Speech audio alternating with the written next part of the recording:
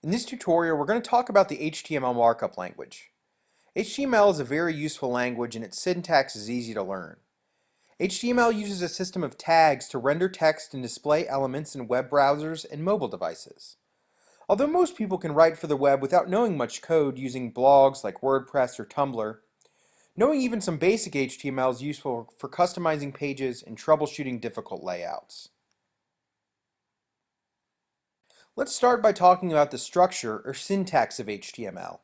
Just like human languages, even computer languages must conform to a specific set of rules if they are to be interpreted correctly by a web browser. HTML has a simple syntax that uses a system of tags to label or mark up different elements. Each HTML element will begin with an opening tag, which consists of an opening caret, an element such as a level 1 heading, using the h1 tag, and then a closing caret. Then you could fill in some basic text that would be formatted using whatever h1 heading rules are specified. And finally, you would want to add a closing tag using an opening caret, a forward slash, the HTML element again, and finally a closing caret. Now that we've written our first line of HTML code, let's check out the results in Google Chrome.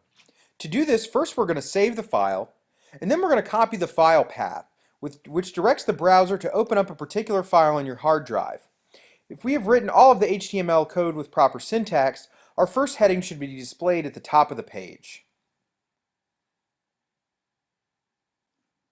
Now that we've talked about some of the basics of HTML syntax, check out the next section on structuring the HTML document for displaying in web browsers.